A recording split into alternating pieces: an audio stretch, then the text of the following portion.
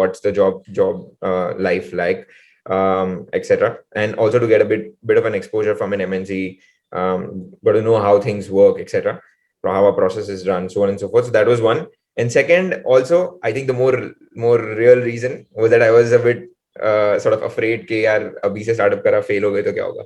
And it was more like कि let me just try.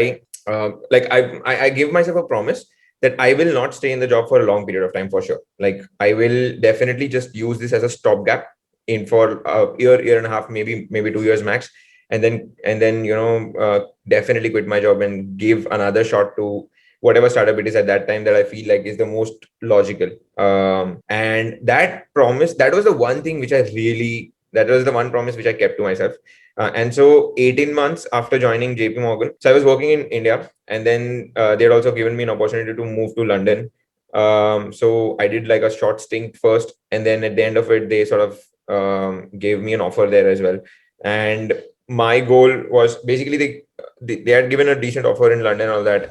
But then again, I realized that if I go there, then it's just done and dusted. I'm not going to, like, it'll be very difficult to then quit the job, come back, and etc. So I was like, hey, I'm not going to take this up. And so weirdly enough, most people when they get this, they definitely do take it. So I was one of the outliers in that sense. But it was majorly, to me, it didn't seem like a big thing, because basically when I was joining the job itself, I had sort of told myself that this is just a stopgap. So eventually when I was given the offer, I sort of decided to quit my job. I told my manager, and I quit my job, and I came I started this, came back to India basically. And the idea was that at that time, RecoPro seemed to be the most tangible idea, or the thing which I felt like I could do justice to. And so I just started with it, because we had already worked a bit during my college times. I had an idea about the product, about the market, how this is going to work. Had a bit of background in terms of family business as well. So it was like, this would make sense. So I started. So basically, then at that time, it was more like just quit my job, started doing this full time. Then for the next about 2 years or so, we worked on RecoPro. And how's your journey at RecoPro?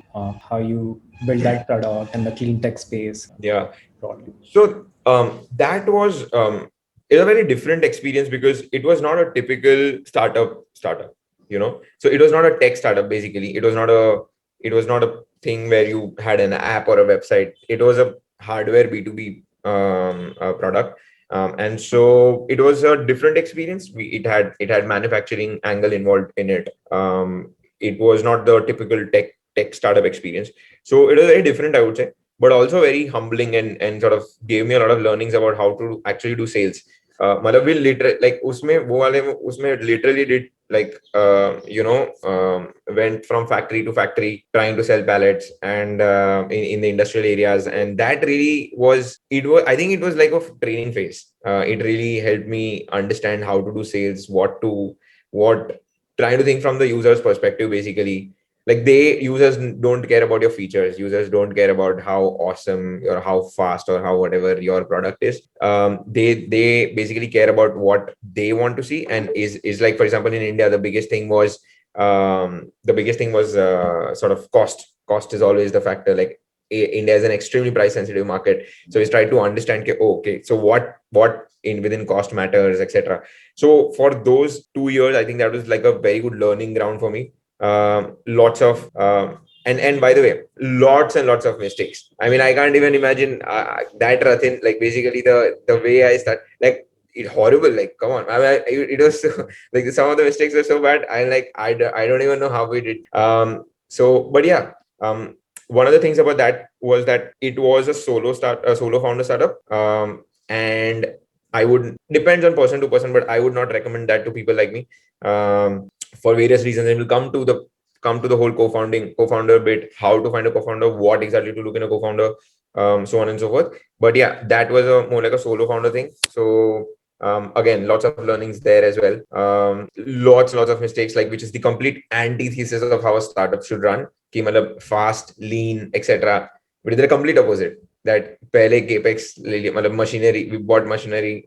We first started building the product, and then went to the market to understand the user needs, etc. So yeah, it was pretty interesting. But that being said, at the end of 2 years, I think at that time it seemed like कि क्या है ये क्यों मैं क्यों कर रहा हूँ ये सब and it felt like कि my friends are doing well in JP Morgan and why did I leave my job, etc. But I feel like the good thing was that we kept going, and I think that really gave sort of paths to what the current startup is as well. So yeah. Amazing, man. We're getting a question from Nishant, as in, Yes. did the experience of JP Morgan help you in entrepreneurship? If yes, how? And I would like to add on that how was JP Morgan versus Reco Pro experience, which helped you more in your Spenny journey? Yeah. So we'll come to Spenny in a bit, and we'll talk about the Spenny thing in detail. But JP Morgan and EcoPro, which journey helped me more? To be honest, both helped me equally. I mean, I can't say which one's more, but like both of them were immensely helpful in different ways. So JP Morgan was it's MNC, very structured environment, very structured work processes, and so I mean, it really helps me a lot in that sense.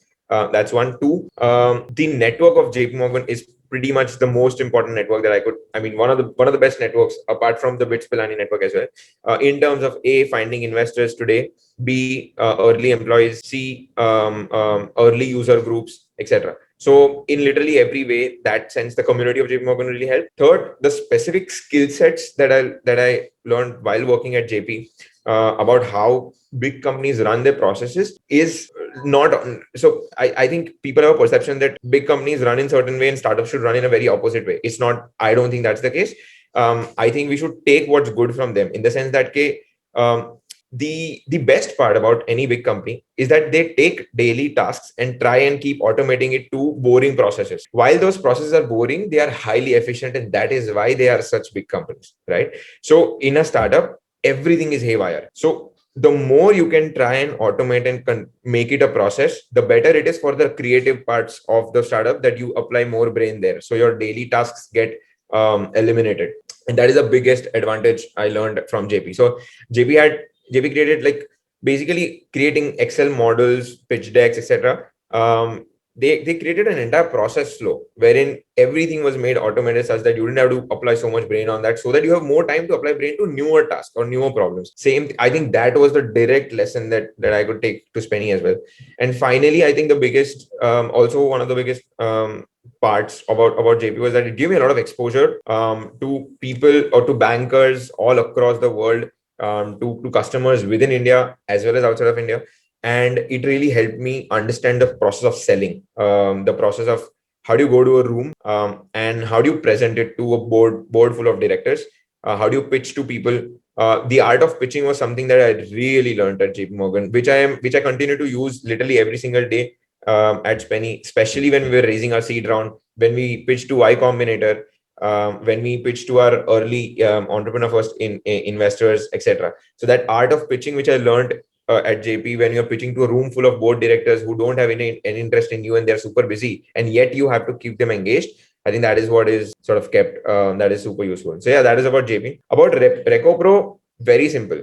I am doing the exact opposite of what I did at Reco Pro, simply because I know that, for example, Reco Pro was solo founder. I knew that I had to get a founder this time. And I knew what qualities to look at in a founder. I knew what kind of a person I was looking at. At Reco Pro, we did sort of, we went the product first route. Here we did the exact opposite. We went to users first without any product, spoke to them immensely, to understand what exactly is the issue, or what exactly, how can we solve their problems, how can we create a product which can help them, etc. And then doing an MVP at lowest cost possible, fastest way possible, and then building upon that. So yeah, I think Reco Pro is more directly relevant to what I'm doing right now, because it's a startup, obviously.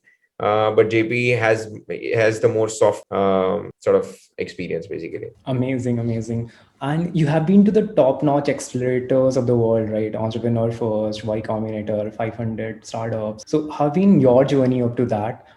Can we like start with Entrepreneur First journey after Yeah, quitting Reco Pro? How did you get into that? Your yeah. MBA story. How did you decide which one to work on? Yeah. Okay. And there's also another question by Parvati. You are a tech student. You said you were interested in business right from school days. So why didn't you think about MBA kind of education? Why tech? Yeah. I think I'll combine both of your questions, Shubham, your question, and Parvati, your question as well, into this one. So I'll tell you what happened exactly.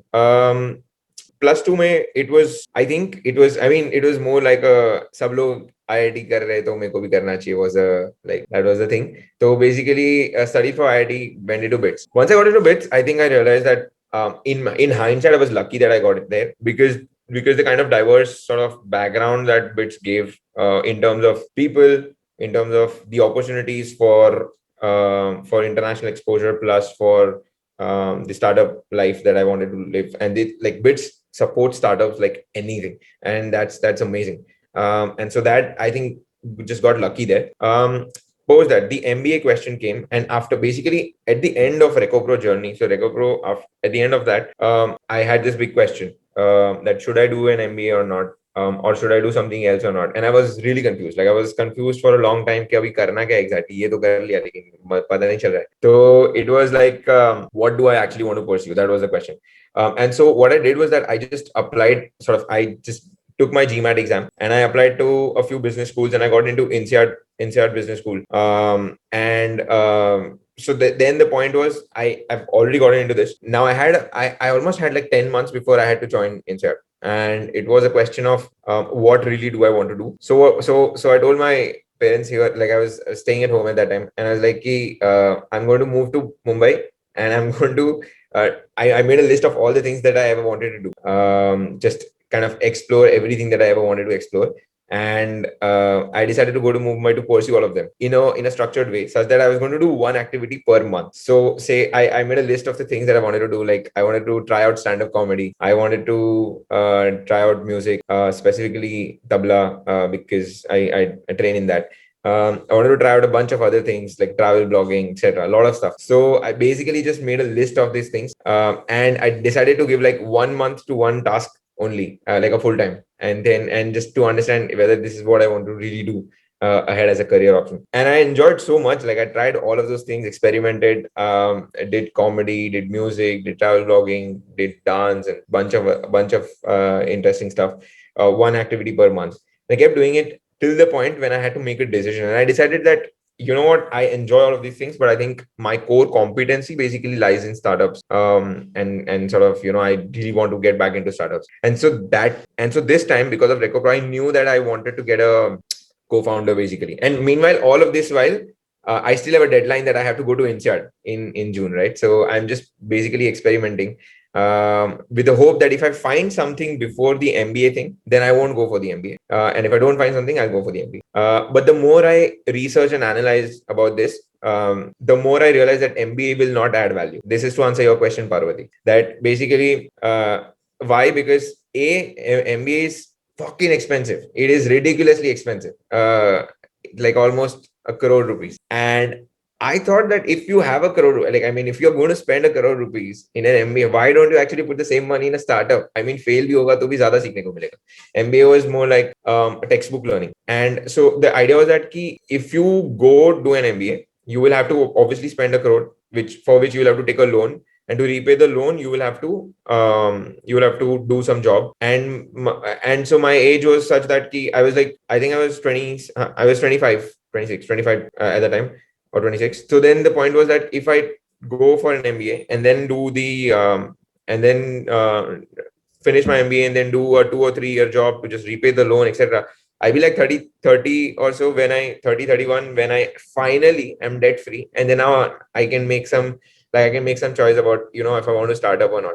But that might be a little too late, because who knows what will happen at that time. Maybe because there'll be a young family. I can't just wake up and say that मैं सब छोड़ छाड़ के startup कर रहा हूँ. I can't do that. So it was basically a question of how much risk can I take. So like, I don't want to waste my late 20s on this. So that's why I decided to not do an MBA. But then the decision was, what should I do? Because I wanted to start up and I knew that I had to get a co-founder. That's when EF came into picture. So I found out about EF. EF, Entrepreneur First, is something similar to what Xartup is. Xartup is basically in the sense that it helps you find a co-founder.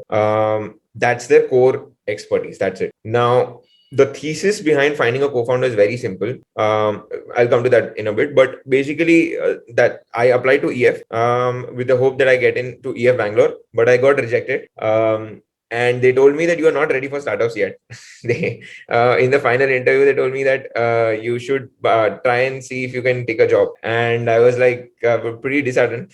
But then immediately while I was in that interview, like basically while I was coming out of the interview, I immediately applied to all the EFs across the world because EF India had already rejected me. So I applied to EF Singapore, Hong Kong, London, Paris, Berlin, whichever were available. I just applied to all of those EFs. And Singapore got back to me, replied to me saying that, we have, let's get on a call, etc. I got on a call and they told me that they told me like basically Singapore EF told me that they had filled this cohort, but you're welcome to join the next cohort. And I was like, I don't have that much time because I have to make a decision about inside in like 15 days. So I told them, please just in any way possible, please, if it's possible, I want to join this cohort. And then he was like, wait, give me a day or so, I'll try and figure out. And then he set up another call with the head of EF Singapore, Frankie. Frankie was the head of EF Singapore at that time. And so I spoke with him and I gave my best pitch of my life. Like I told him, listen, I really want to start up and I have these ideas and I really want to co-founder and I'm going to do this and I'm going to do that and I've done this, etc. And it was really exciting. And so he was like, oh, all right, let me find out a space for you in this cohort. And then next day he got back to me saying that, all right, welcome to EF Singapore. And so that day basically told my parents that, yeah, I'm not going to insert. And so obviously that was a whole different conversation, one for the ages. But then basically eventually decided to not go to INSEAD. Like literally, I think a week or so before I had to leave, I decided to not go there and then joined EF Singapore. Amazing. And how was your experience with EF Singapore? How EF helped you in a longer run? How did you meet your co-founder, started Spenny? Would like to deep dive on that. Yeah. So with respect to, okay, here's where you come to the most important part. Finding a co-founder. I feel like finding a co-founder, there is only one simple thing to keep in mind. Only one thing. It does not matter how many co-founders you have. It does not matter what kind of people you have. The only thing that matters is, as a co-founding team, you should build and you should sell. That means within the co-founding team, you should have one person or multiple person who can build and one person or multiple person who can sell. Now, EFK structure was such that we're going to have one person to build and one person to sell. That's it. Very, very simple formula.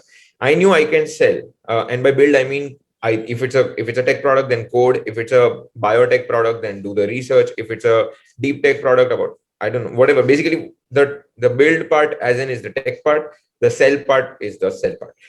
And so the idea was that you need one person who's going to focus full time on selling, one person who's going to full time focus on building. I knew I was a person who can sell. I wanted to find a person who can build. That is the simplest formula I can say to find a co-founder. And with that in mind, I just knew that that is one formula. The second point is that whatever startup I wanted to do next, I knew from that fashion rental startup and all those experiments, I knew that whatever startup we do has to be in our area of core expertise.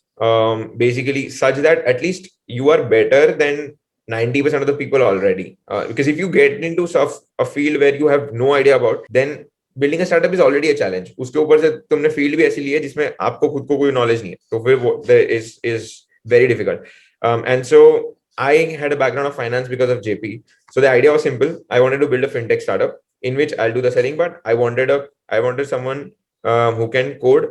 So from someone from the tech side who would be interested to do a fintech startup. So I had narrowed down my search to this much. And then there were lots of sort of potential matches. I spoke with all of them, tried working with a few, eventually narrowed down to Gaurav, who is my co-founder right now.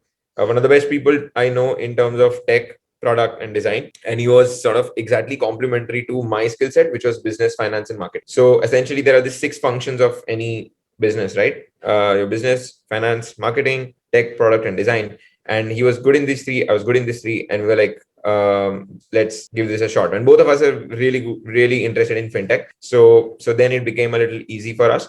Of course, it came through a lot of trials and tribulations. Basically, I paired up with somebody who didn't want to work in this. Then I tried working with somebody else, etc. He also did the same. And वो बहुत trial and error के बाद ये हुआ. लेकिन when we actually started working, we realized that, all right, this is a winning combination immediately. So yeah, then after that, it was the best test of how good a team is was actually how fast we worked in the first 4 weeks. Once we started, like, I didn't have to tell him stuff, he didn't have to tell me stuff. He was already building and I was already selling, and it was that combination was really nice. And for the first 4 weeks, it was amazing. Of course, you have a lot of heated arguments, you will have a lot of disagreements, etc. over time, but that is natural and to be expected in any sort of partnership.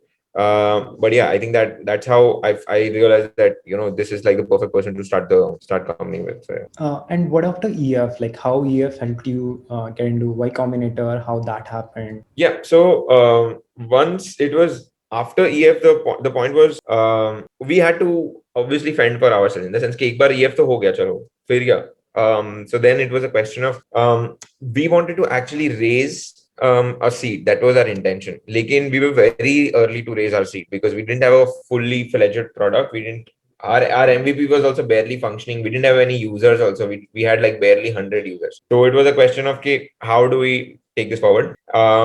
So at that time, actually, Y Combinator had put out a tweet saying that today is the last day to apply, and we were like कि हमने तुक्के तुक्के में बोला कि चल कर लेते हैं.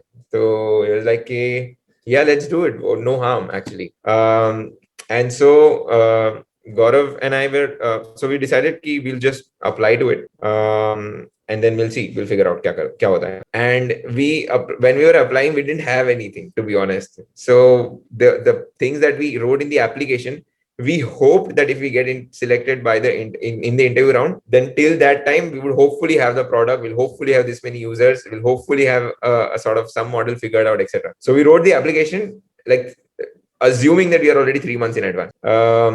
And filled out the application, put in this is on the last day. So basically at 7 p.m. I started writing the application, and by around next morning 6 a.m. or so our application was complete. I submitted it. We were in Singapore at that time. Me and Gaurav were in Singapore, so San Francisco times were obviously 16 hours gap, 16 hours time difference between San Francisco and Singapore. So officially Singapore में तो deadline खत्म हो चुकी थी, उसके बाद हमने start करा with that time gap only. So we had 16 hours to file the application, put in that application, and fortunately, luckily, somehow we got the call for the interview, and then we worked like mad. Then we told ourselves, look, dude, we have got this opportunity, we cannot waste this. So the next month between that application sort of getting the call up and the actual interview, we worked like crazy. He was full-time coding. He was day and night he was coding. Day and night I was trying to get users, understanding product, getting sort of a business model angle to it, etc. And we kept on it, and then the day of the interview, fortunately things went well. And yeah, we got the call up to YC.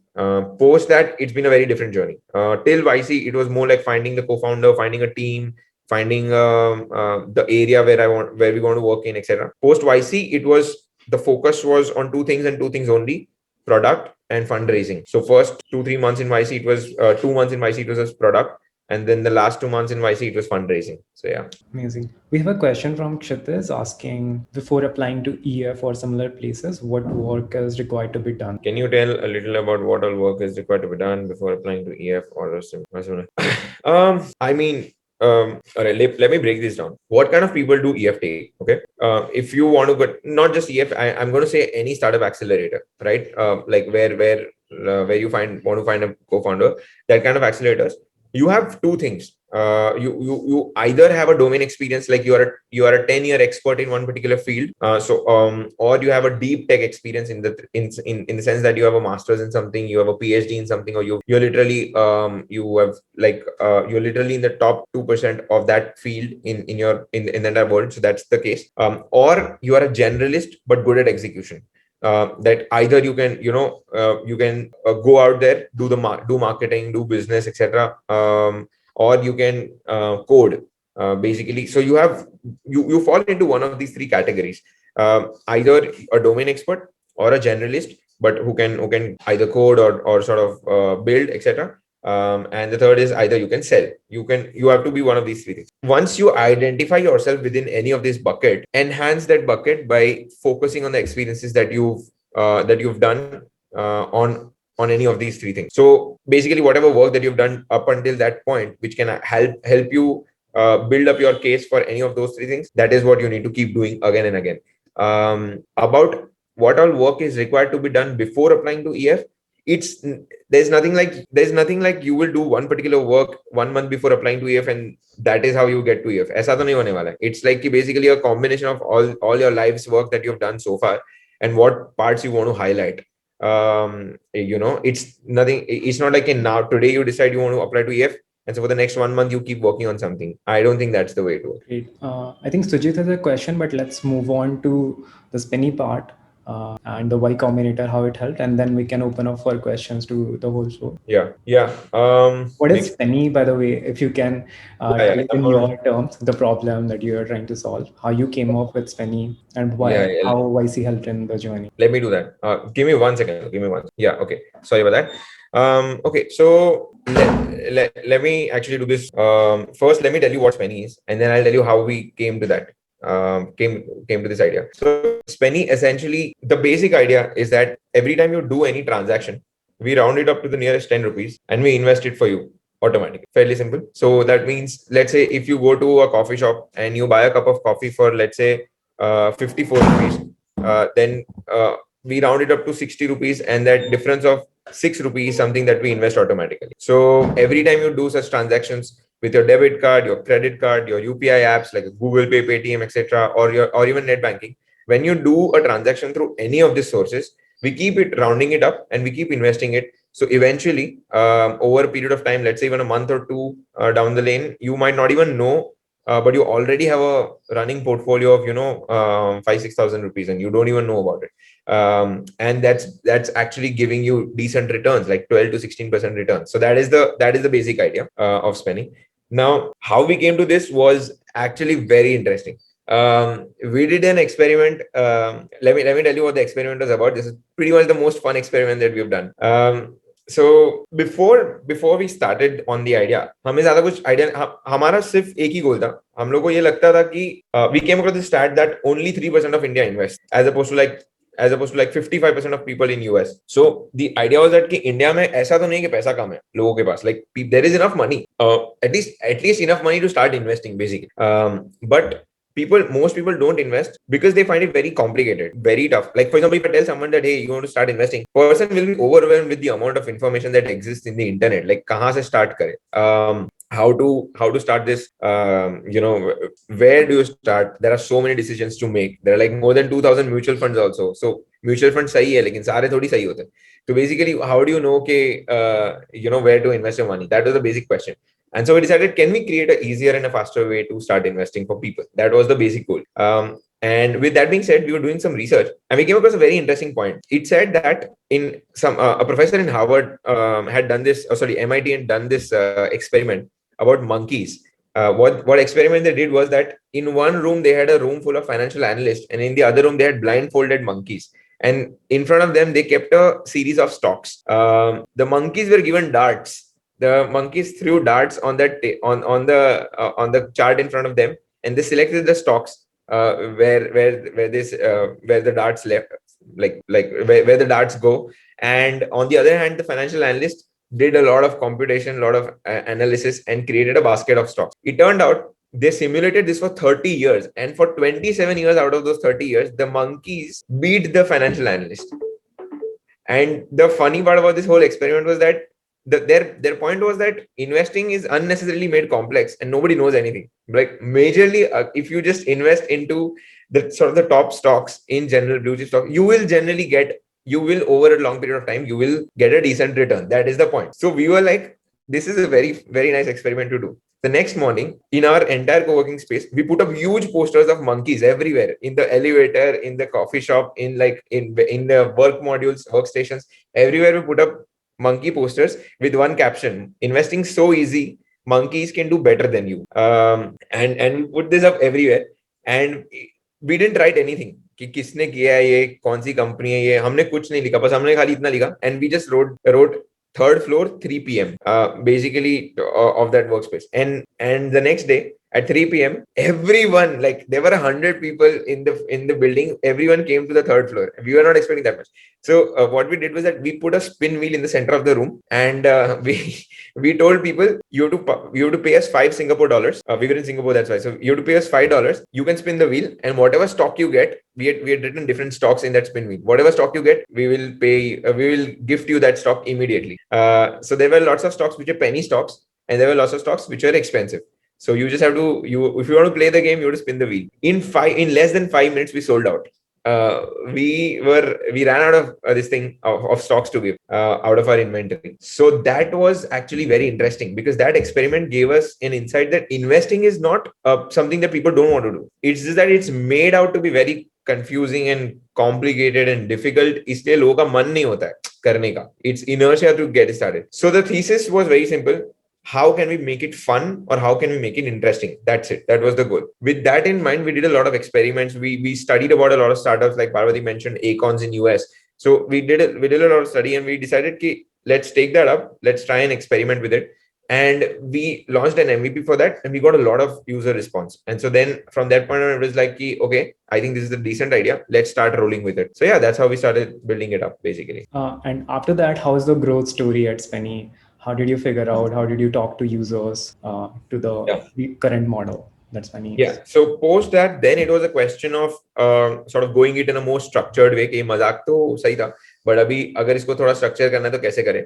So then it was we spoke with a lot of users. We got to know some basic hypothesis. We validated a few points. We created a basic MVP. We launched our MVP. Got a lot of we got a decent amount of response in terms of that MVP. And then from then on, we started creating a community. Meanwhile, I was also fundraising. So Gaurav was focused on the product. I was focused on the fundraising part.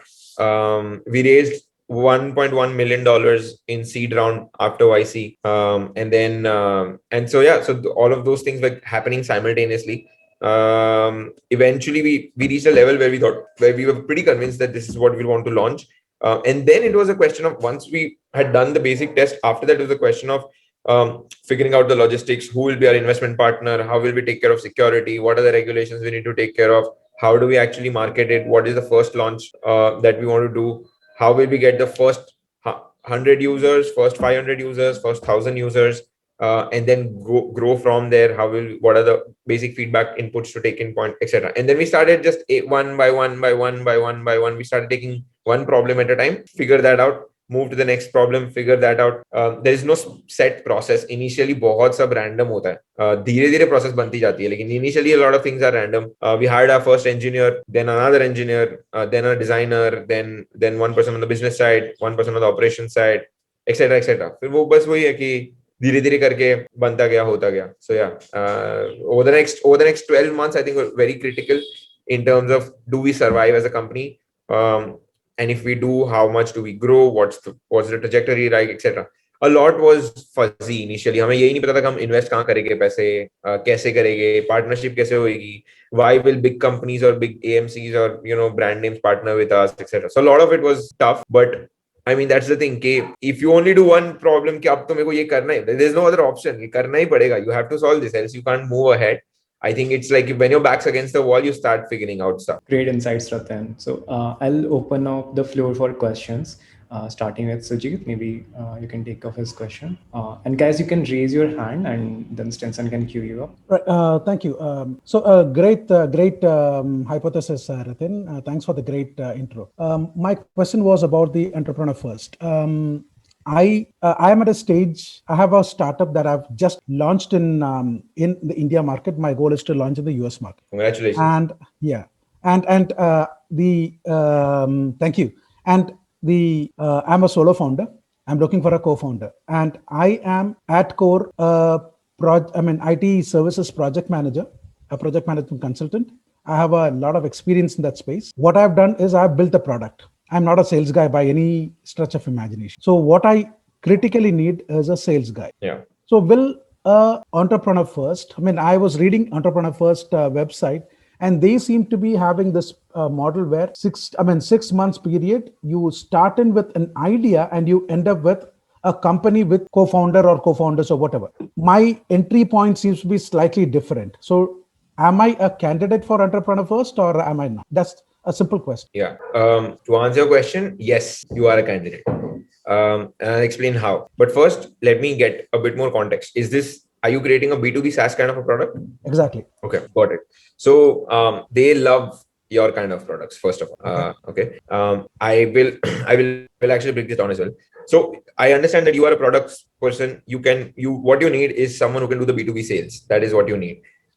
So you can either find this. So you are on the hunt to find a co-founder. Now the advantage about EF, and there are, oh, by the way, just to put it out, EF is just one company like this. There are other companies also who do this, like Antler, for example. If you've heard of Antler, they also do this. It's in fact it's as good as EF, if not better. So you can also consider applying to Antler as well. EF and Antler both will actually really like your kind of process, because B2B SaaS is something that they are actually very heavily interested in. So here's how you can pitch to them. Okay, hey, I already have a product. This is basically this thing. Basically, this is my basic hypothesis or basic product. But I need a co-founder on the non-tech side, and this is literally their core expertise to help you find a co-founder. Especially if you have an idea, even better. तो आपके लिए तो best ही है. So, I would say that you are definitely a candidate for either of them. EF and Antler, I would suggest to apply to both of them. And if I'm not sure what is your family constraint, that because I'm young, so I don't have any family constraint basically to location. So I can go to Singapore immediately. मतलब कल बोलोगे मैं निकल जाऊंगा. तो लेकिन I'm not sure what is your situation, but in your case you can even outside of India you can apply. Like you can apply to Singapore, you can apply to London, Paris cohorts as well. So yeah, not an issue basically. All right. Thank you, Rathin. No worries. Piyush, you can go on. Go ahead. Yeah. So hi Rathin. So actually currently I'm an undergraduate student. I'm a college student right now. So the thing is that the basic question I wanted to ask you, like you made a very good note of how do you actually go about making a team, right? How do you even identify if you need a co-founder? So generally, if I'm a specialist into something, then maybe it becomes very easy to find that who will complement me best for something. Yeah. But then how do generalists actually go on to figure out that what exactly would they need to what they want, right? So yeah. Can you repeat your question? Sorry, thoda sa disturbance tha. Yeah. So actually, I wanted to ask you actually focused on how do I actually find an ideal co-founder for myself, right? Like maybe he can be someone who complements my skills. But now, if I am a specialist, then yeah, it becomes easy for me to figure out that okay, I'm a non-tech guy, I need a tech guy. I'm a tech guy, I need a non-tech guy, maybe a salesperson or a finance person, whatever. So in such cases, how does a generalist fare? Like how should a generalist go about approaching this? Yeah, great question. I think this is exactly me before when I joined EF. So yeah. Okay. There are a few ways to start narrowing down fields. First, use the elimination method. That's the best way. Basically, what fields you definitely don't want to go to or you're not interested in. Okay. So, for example, for me, I didn't want to go to agri-tech, for example. I didn't want to go to ed-tech. Not because those fields are not going to do well. Simply because I knew that मेरा उतना interest नहीं है वो चीज में. So, remove the fields where you don't have interest. You will narrow down yourself to a few fields that you like. So fintech is one field that I like, etc. Narrow it down to a few fields.